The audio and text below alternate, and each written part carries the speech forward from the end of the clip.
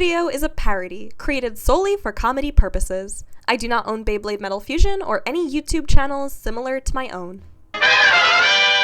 Welcome to Beyblade Sins, the channel where I poke fun at a show meant for children. It's your girl, the Beyblade Sins chick, and I'm ready to dive right back into the cringe.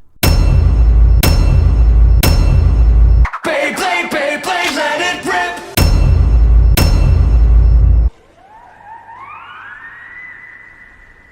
This random stock cartoon sound effect. I can't even begin to imagine what they wanted this to be.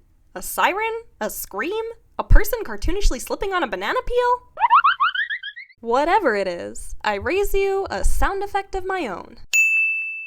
Yeah, woohoo! This burger shop spawns out of nowhere. It should be directly behind Jenga here, but the establishing shot proves that it's not. Big boat, small boat, no burger shop. Big boat, small boat, burger shop Jenga allegedly emerged from.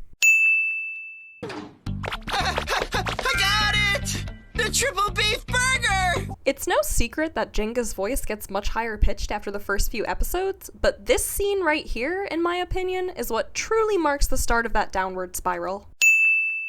But I'm also gonna take one sin back because Jenga fanboying over a burger for 20% of this episode is freaking adorable. Whoever left graffiti of Jack Skellington is definitely getting sued for copyright infringement. We hear the sound of bays clashing coming from the warehouse, but Benkei is the only one in there. Either Benkei has a secret second bay, or the audio effects team forgot he was practicing by himself.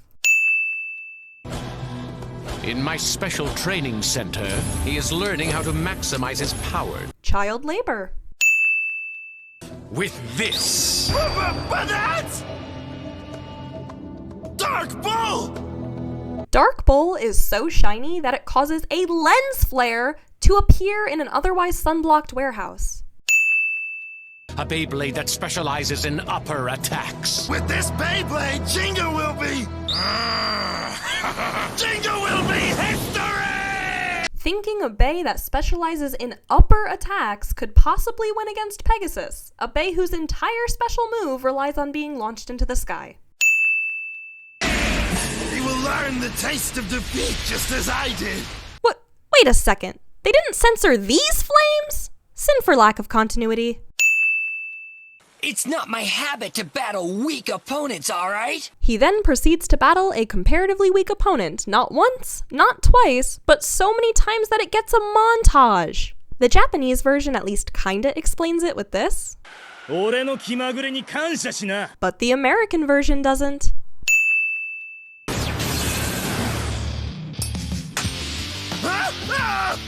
My bay! It was repelled! Good sir, it was way more than just repelled. It was one-shotted. Thanks! I am like a bull! Intact jacket, shredded jacket. Intact it? I swear there's a pun here somewhere just waiting to be made. I lost! But it feels good! Why does it feel good? Benkei introduces the target audience of children to the concept of masochism. I'm now your biggest fan! Benkei mistakenly thinks he can take this title from me. Your permission is important, thank you!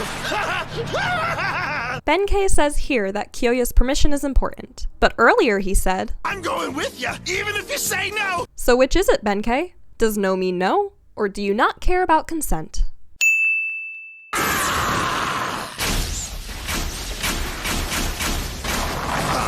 This unnatural movement. And this one. Just what I expected of you, Jenga Hagane! And this one! I tried to hold my tongue, I really did. But why are all of the bays in this episode suddenly capable of flight? Without a bouncy bay like Storm Capricorn, this movement should be impossible. Weirder still, neither Bull nor Pegasus behave like this ever again after this episode. This should be good. My bay is a stamina type. Akira's is an attack type. In that case, this actually shouldn't be good for you, Kenta. Much like Pokemon, each bay has its own type advantage. Stamina beats defense, because without strong attacks on either side, it becomes an endurance battle. Defense beats attack, as it can tank hits until the opponent's strength is sufficiently worn down. And attack beats stamina, because unless the stamina type has some way to dodge or take cover, it'll be overwhelmed by the sheer power long before a sleep out ever occurs. All this to say, Kenta needs to learn his type matchups. Alright! Yeah, we trained hard! Where the heck did all these extra kids come from? At first, I thought they moved over from the adjacent stadium, but no, there are still kids over there as well. So there are 4 types of bees? That's correct. And this kid specifically teleports into the building from outside. 4 types: attack, defensive, balance, and stamina. Correct again. Madoka says correct again, but this is Kenta's first time being correct. The earlier observation was made by Osamu. Huh? A hot dog? No! Jenga didn't check the bag before leaving the establishment. Rookie mistake. Yeah, let's do it! I'm going to attack with my attack type! If you listen closely, you can hear Akira say, "I'm going to attack with my attack type." Reminds me of that time I peer-reviewed an essay that had the sentence, "Recurring characters shall reoccur." No shit, Sherlock. I've watched this series a ridiculous number of times, and somehow never noticed before now that Benkei's launcher looks like a bull too. Sin removal for this adorable blink and you'll miss it detail. 8, 9, 10! Yes! I mastered it! Good for you, dude, but are you forgetting that Jenga's personal best, as witnessed by you, is 100 opponents? Your measly 10 means nothing to him. You can do better than that! They really can't. Full uppercut! Destruction of property. Also, I'm gonna go ahead and add 10 sins because Benkei creates way more than just this one hole.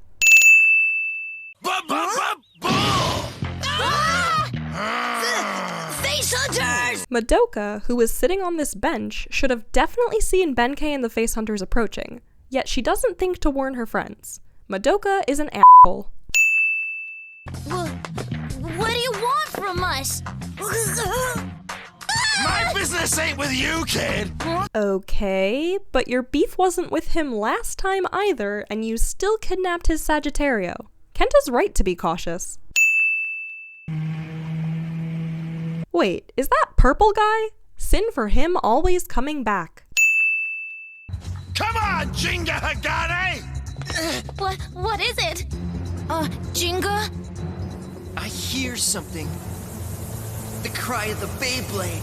Jenga can hear the cry of the Beyblade, but not any of Benkei's loud ass shouting.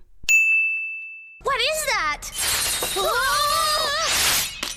Madoka asks, "What is that?" before they can actually see or hear anything. I accept your challenge.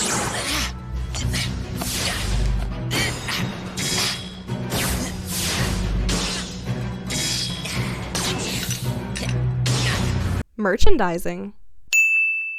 And an additional sin for reusing this exact footage from episode 1. Jinga's Pegasus is being pushed back? I see. The balance type Dark Bull gains his massive power, increasing the attack strength. Wicked, huh? Madoka's explanation on how Bull can overpower Pegasus is essentially, he gets stronger, which makes him stronger. Bays are flung in different directions, bays are flung in the same direction. What kind of attack was that, Madoka? Its spin track is very peculiar. That doesn't answer the question. It actually looks like a bull's horn. Yes, but not just any bull. A raging bull. Whether a bull is raging or not, its horns remain affixed to its head the same way. Save them, Pegasus!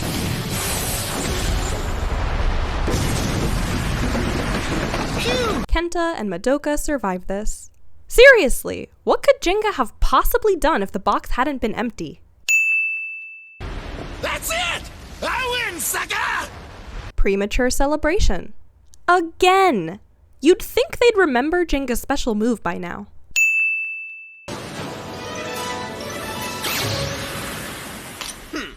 Jenga rubs salt in the wound by flashing Benkei an additional L.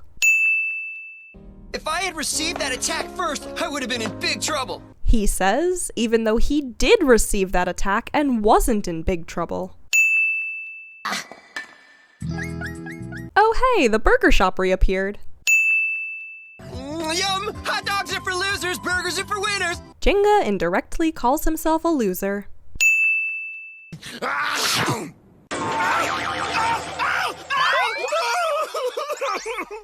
I've seen people accidentally bite their tongue or nip their fingers, but this? What? But that's not fair!